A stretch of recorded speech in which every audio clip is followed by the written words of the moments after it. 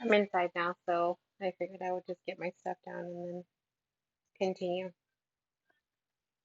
So, um, I was having a hard time with my work-life balance. I was definitely going to school full time. I was taking 5 classes. I was taking 2 lecture classes, and I was taking 3 online classes.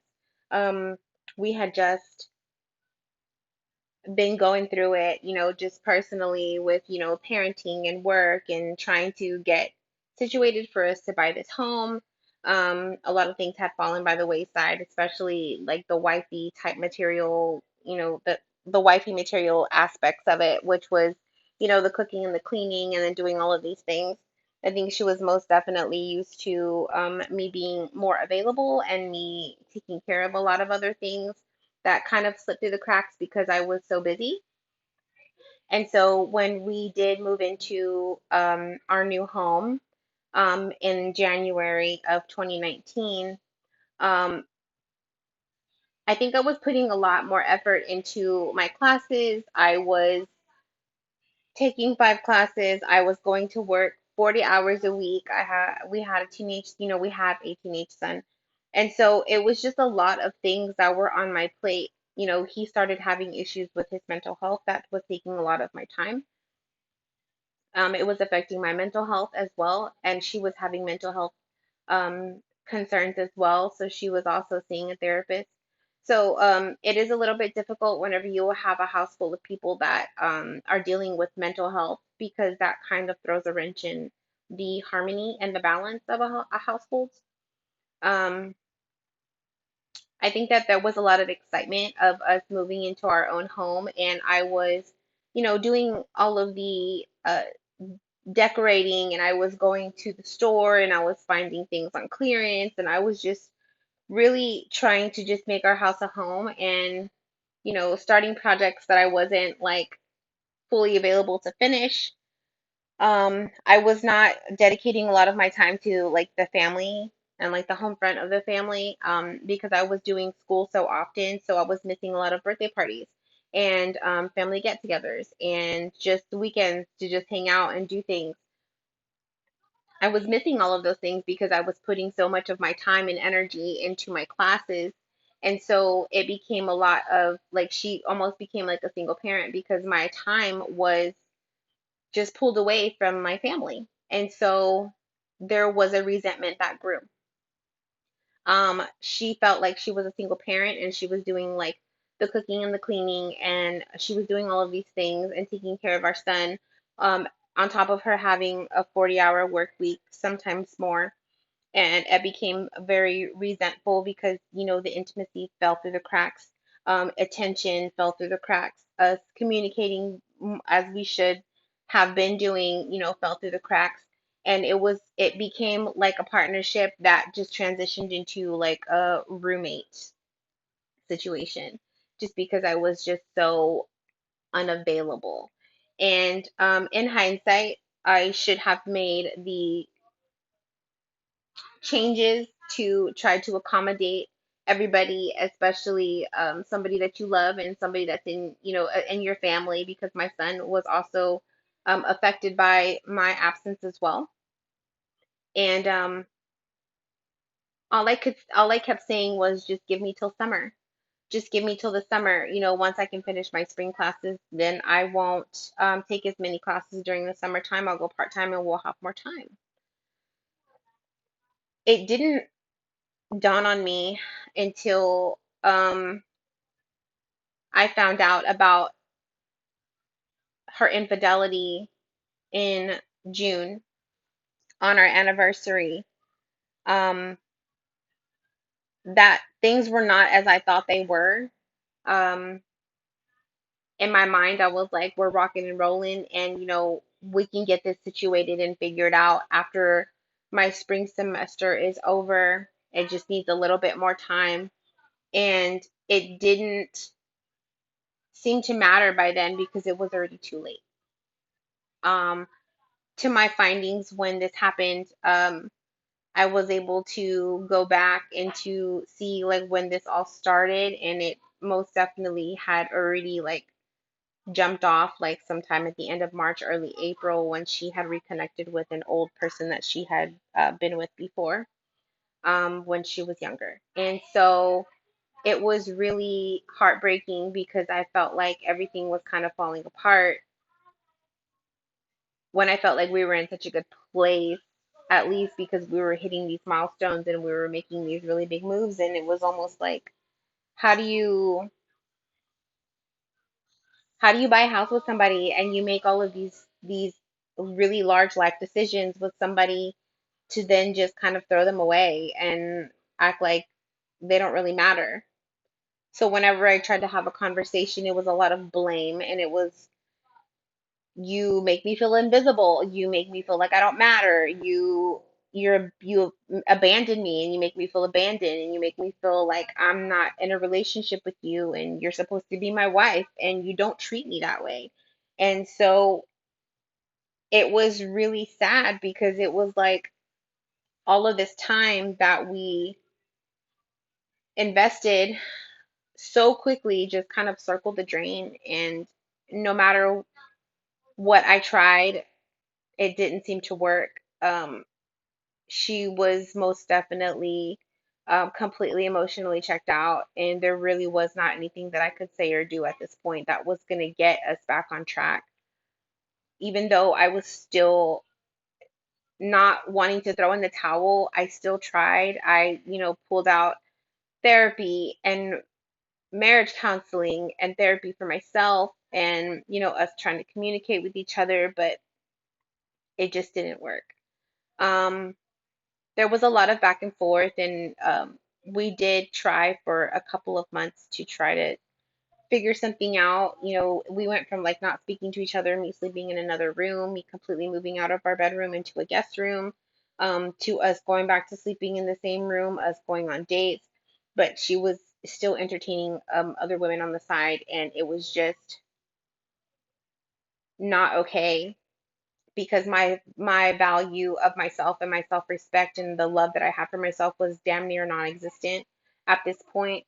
I was treating her as if I was the person that had done something wrong, and I was just trying to like win her love and affection back. And going back to that and thinking like all of the things that I did wrong, because I should have been stronger and I should have not done the typical chaser thing, which is to chase, chase, chase and try to pull her close to me when she's definitely trying to run the other direction. It is um a dynamic of the runner chaser. Whenever one runs, it's normal and natural for the other person to want to chase, and so they continuously do that. And it's like you never catch up to them because they're always just going to continue to run. And so that's definitely what happened, and I was just like, now what? Like everything that I thought was gone. And so I was kind of left like in shambles, and I had so much internal healing to do at that point that I was kind of ignoring because I was so hyper focused on fixing us that I just kind of lost that motivation to fix me. So over time, I eventually moved out of our home because it just got too tumultuous, and it was not healthy for myself, for her, or for my son, because it was just, not that there was any fighting or anything, but it was just a loveless household, and I don't feel like any child should ever have to live in that. So once I pulled my energy back and I moved away, and I moved in with my sister. Um, I moved out in August. By October, um, I got a phone call from a friend of hers who had told me that she was having some issues emotionally. I told her what I had been feeling because I had been picking up on her energy pretty heavily, and I could feel like something was wrong, and I kept getting like all of these like chills and like tingling sensations, and almost like a call, like she was calling me, but we were not speaking at the time. Her friend did confirm everything that I was feeling, and the energies that I was picking up on, including the other energy that she was connected to. And um, there was nothing I could do at that point because I was already in a place to where I was starting to meditate and work on myself, and I was feeling really good about myself, and I was just in a better place emotionally, mentally, spiritually, and I just felt like I didn't want to go backwards, and there was not really anything that I could do to salvage what had already happened because it was at the time there was a lot of spiteful, petty things that had gone on after I left, and like hell hath no fury like a woman scorned. And when I say, whenever you are hurt in such a significant way, you really figure out like how like low down and like shitty you are, and the things that you do to make another person hurt because you want them to feel the hurt that you feel. But at the end of the day, you should never do that to somebody that you love, especially somebody that is so connected to you. But that is the way that, triggers work, and, internal wounds. You want to hurt people the way that they hurt you, and they're just a mirror and a reflection of who you are. So no matter what, it's like, even if I'm hurting another person, especially if that person is so connected to me, I'm hurting myself as well, and that's most definitely the way that it was. Um, we did talk in October, and it was just a back and forth. It was, she came back and said like, I love you, I'm sorry, I miss you, like I want to make this work. We immediately made um a marriage counseling appointment because that was like a term of mine. Like, if you want to do this, then you need to meet me for counseling. We have to talk about it. And then, it was just like, yes, yes, yes. And so we did that. We finally met each other. We hugged and we kissed and we looked at each other and we cried immediately. And it was just like something that was so beautiful. And because the connection is so strong, it was just so undeniable. Like, it was like, so it's always so easy for us to pick up where we left off because it's like no time passes. That only lasted for 2 weeks. Some weeks went by. She called again. This happened back and forth from October to March of 2020. Um, there was so much back and forth, and it was just like a revolving door. And every single time she needed me, I was there. And every time she called, I answered. Every time she showed up at my house, I opened my door. I never ever denied her because our connection and our love was so strong. I was just willing to do any and everything to just make sure that we were okay. But there was a loss of self-respect in that because no one should ever treat you like an option. And I was being this person that was putting myself in an optional position to where she could kind of just pick me up whenever she wanted to play with me, and then she set me on the shelf whenever she was done. Um, I think over the course of time, every single time she would like reset and say like, I can't leave this other person.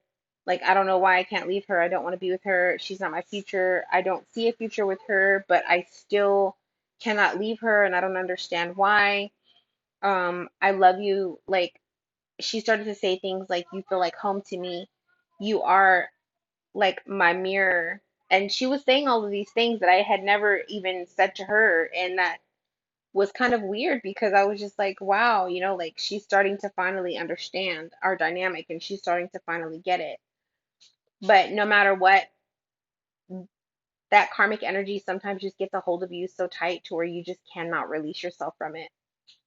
So in March, whenever, everything came to a head and I finally just decided for us to all speak, at one time and we all talked together, um, I had made the decision to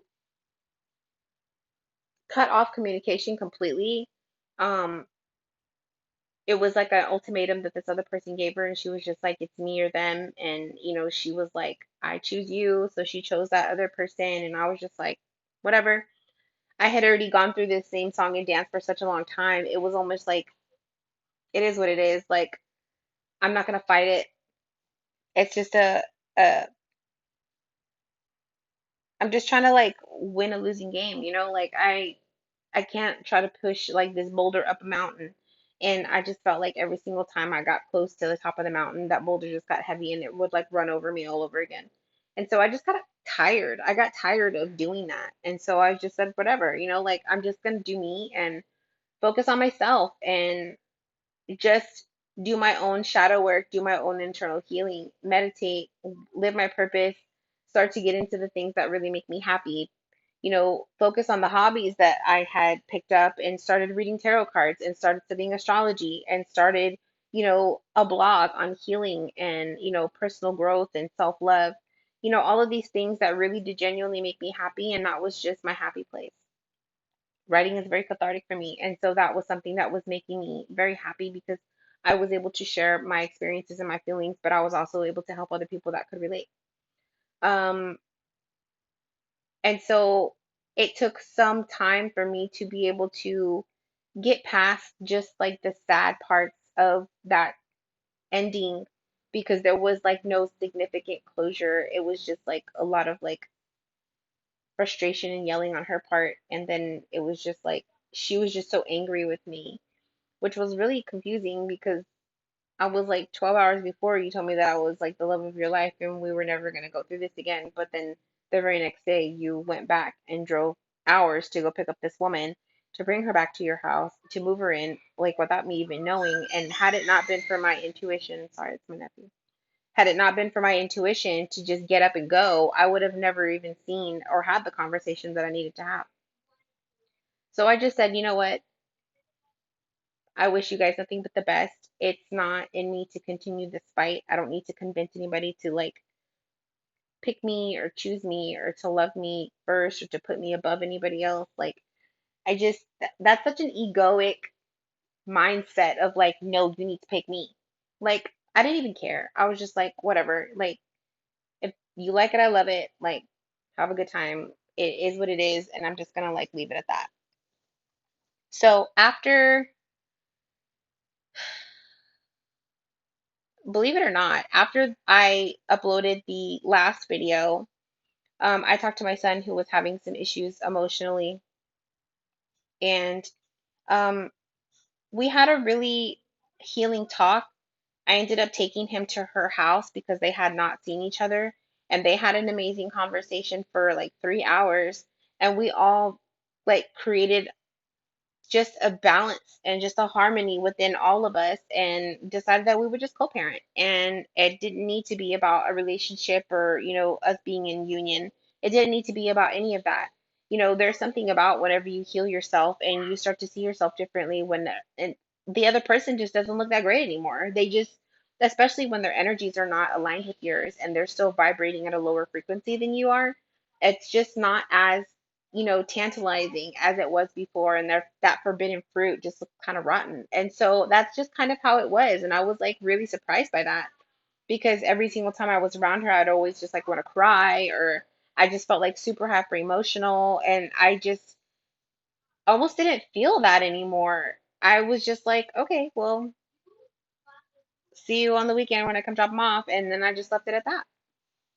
So that's just kind of where we are right now. We don't communicate with each other because her girlfriend is not comfortable with us speaking to each other, um, just because of the dynamic that her and I have. And she just feels like it's safer for her security and like for her to secure her spot for me not to be involved in, dialogue or communication when it comes to our son or just anything in general. So I just communicate with the karmic, um, which is fine. I mean, it doesn't bother me at all. As far as the spiritual awakening side of it, whenever we did separate in June, I had already started to feel like the dark night of the soul symptoms. I literally felt like I was dying. I was going completely batshit crazy. Like my mind was like completely confused, foggy. I was not focused. I was leaving work. I couldn't work all day. I couldn't do anything. I just literally felt like my entire life was falling apart. And I was just like, I don't know like where to go from here. When I did move out, when I actually got to my sister's house, I literally just fell to the floor and I just bawled. I just did not know like which way was up and I just didn't know like what I was gonna do. I just felt like everything had came crashing down in such a short amount of time and I just didn't have time to process it. So I literally just locked myself in the room and I would go to work and I would come back and I just meditated. I just meditated for my own solace and my own peace. Things started to come up and I was starting to see things about more spiritual, esoteric things. And I was starting to learn about like spiritual awakenings and the dark night of the soul. And I was most definitely going through a dark night of the soul. I was like going through it. I had lost so much weight. I was not eating. I was not sleeping properly. I could not focus. I had failed some classes. My son, like, basically hated me because all of these things were going on, and he was just like, "What is happening? Nobody asked me." And I was just like, I don't have an explanation. Like, I tried, and I'm so sorry that I failed you as a parent. Like, of course, anybody's goal is to want to give their child a happy, stable family dynamic. And because I had not done that, I just was so devastated. And so, after failing classes and damn near losing my job, but I didn't, thank the Lord, um, I just started to pull myself out of it. I didn't I was starting to see these things. I was starting to see like 11:11 and flashes of light and all of these things. And I was starting to have these like vivid, vivid dreams that I had never had before. And all of these things were starting to come. And I was just like, what the hell is this? And I did not have anybody to talk to about it. I did not have like a support system or a soul tribe to like say like this is normal, like this is a normal progression of like your awakening and these are just symptoms. I didn't have anybody to explain that to me, so all I had was YouTube and the internet, to like try to make sense of like what was going on. And like I read a couple of books and things were making a lot more sense to me, but at the time and in the moment I thought I was literally going crazy. And so when I would talk to people, they were looking at me like I was crazy. And so I was just like, okay, yeah, so I'm crazy. That's pretty much what this is. I'll stop talking now because you guys are going to commit me later. And so it was really difficult. It's difficult to go through something like that by yourself and to not feel like you have a support system of like spiritual guides or like a soul tribe that understands like what you feel and all of the things that you see. And like, now that I'm in a better place and that I've gained so much spiritual knowledge over this time. All I have now is just so much like gratitude. Like, I'm so grateful and so thankful for the way things have played out. I don't know where I would be right now had this not happened last summer, if these things would not have happened the way that they did, if she wouldn't have catalyzed something that was so monumental in my life and just this place that I'm in. I've found things that I'm really interested in. I've found things that help others, not only others, but myself. I've learned about the way the universe works and the law of attraction and manifestation, auras, like chakra systems, energy, frequencies, like all of these things, higher consciousness and like the death of ego, unconditional love. When I tell you, like, there is no feeling like having unconditional love, it is the most beautiful bliss you could ever imagine. It's not something that happened overnight. This was something that was constant and I had to work at it and I had to like I fell off a few times, but I like managed to get back up and to like dust myself off and like to try to make the effort to really get in there and to do the work. You know, tackle those things that were holding me back, tackle the traumas that were inside of me that I was like so reluctant to like bring up because I was scared of the way that I was going to feel.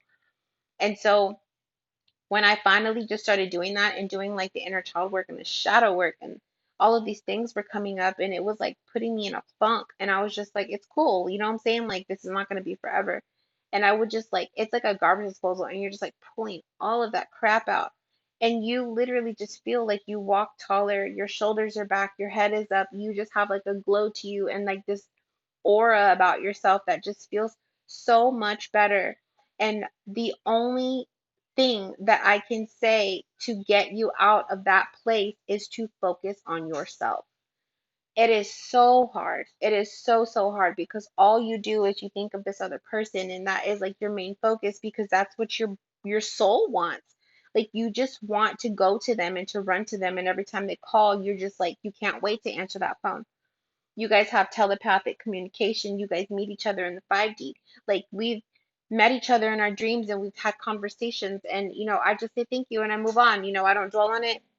I try not to dwell on it and I just appreciate it for what it is. Now that I'm in this stage of my evolution and I have a better understanding of the way things work. It's not, if it's not meant to be for us to be together for the rest of our lives, that's okay. At the end of the day, what I was meant to receive from her, I already have. I've received the most spiritual glow up I've ever experienced in my life. I've shed the ego. She's taught me what unconditional love is and to what it is to just love people like with just so much like with no conditions, no boundaries, and to just love, to spread light, to understand and to appreciate and to and understand other people's opinions and to not go against them and say like no, no, no, no, you need to understand, you need to listen to me. It doesn't matter. None of that matters. Like what will be what will be. And like I just literally have this mindset now of like it is what it is. Whoever's meant for me will be for me. Whoever's meant to be in my path will be in my path. I never take anybody that crosses my path for granted. There's always a lesson to be learned from anybody that comes into my life, whether that be friend or foe. And I just appreciate the lessons and I say thank you and I move on. I don't own anyone and no one owns me. I don't belong to anyone and no one belongs to me. There is no like contract that says like you are tied to me for the rest of my life. Not even a marriage contract will do that. There is no one that is owed to you. You walk this path by yourself, no matter what. You were born alone and you will die alone at the end of the day. And that is the way that you have to think because you're not, I mean, physically alone, but you always have your guides, your ancestors, spirit, like all of these people that back you and are behind you all the time. You are never by yourself. If you ever feel like you need to talk to somebody, talk to the universe, talk to your spirit guides, talk to your ancestors. Like, just say how you feel and say, like, what's on your mind and what's on your heart. They will hear you no matter what. They will always hear you. And if it's a twin flame dynamic and you feel like you just wanted to come into union and you just can't understand why you guys cannot get it together and why you guys can't be on the same page, it has a lot to do with your inner work. It has a lot to do with your frequency and your vibration. If you are on a lower vibration, it is going to repel anything that you want, whether that be a job, finances, friends, partnership, your children, your relationships, your personal relationships. Like it's going to repel all of those things because it's about vibration. When you bring your vibration up and you do the work and you heal yourself, you give back, you pour yourself into humanitarianism, you walk your purpose with pride and you take it and you run with it and you do all of the work that you're meant to do in this lifetime, baby, everything comes to you. And at the end of the day, no person, place, or thing will give you like that fulfillment more than the spirit, than your higher consciousness, than yourself, than your divinity. Nothing will replace that. Nothing. There is no love that will be given to me bigger than the love that I have for myself. No one will ever be able to match me if they cannot get on my level, if they cannot get on my vibration. I am golden. I am divinity. I am the universe. The universe is me. I am spirit, and spirit is me. And when I tell you, if somebody cannot get with the program when it comes to that, then they are not for you, baby. They are not for you. So at the end of the day, when you focus on yourself, is when everything comes into alignment. Align yourself, and the world will align for you. The universe will align for you. The abundance is not even just financial. Like you will feel so abundant in everything, like spiritually, like everything just starts to come to you and you just feel like you're just so abundant with like love. It's just so like immaculate and I just really I cannot stress that enough. I really can't. If you feel like you're in a really low place right now and you just don't understand and you just feel like I just want to pass this time and I just want to get over it, get out of that. Get out of that. You cannot get over it. You have to go through it. If you try to bypass these steps of you getting yourself back on track, you will repeat the same thing over and over again, just in a different person. You have to learn your lessons. You have to heal. You have to get your shit together. Get your finances right. Get your mind right. Get your spirit right. Get your chakras right. Like all of these things, you've got to get it right. You've got to practice, practice, practice, practice, practice on working on yourself. Once you can do that, everything that is meant for you will be like a freaking moth to a flame. There is nothing that will be denied to you. Nothing. If you have any questions, I'm here. You're welcome to message me. You can email me on YouTube. I'll put my email in the description if you would like to message me. We can have a conversation. I'm always open. I'll put all of my handles to my social media down below if you ever want to talk, if you just want to chat about whatever, if you want to get a little bit more in depth about what it is that I did or just, something specific, or if you just want to talk, I'm here. Like, I'm always here. This is my life. This is my purpose. I'm so open to like sharing my experiences, being transparent, and just giving everybody the knowledge and the tools for them to help themselves so that they can be great in this universe as well. Um, so yeah, I hope that this helped you. It gave you a better understanding of like what happened, and maybe this is something that you can relate to and something that you've experienced as well. Um, if this is something that you have experienced, drop a line on the comments. If maybe it will help somebody else, like what it is that you did to get through it or what stage you're at in your life, so that maybe somebody can give you some type of advice, or you can be a helpful um tool to somebody else. uh so yeah, that's it. I got some homework to do, so I will talk to you guys later.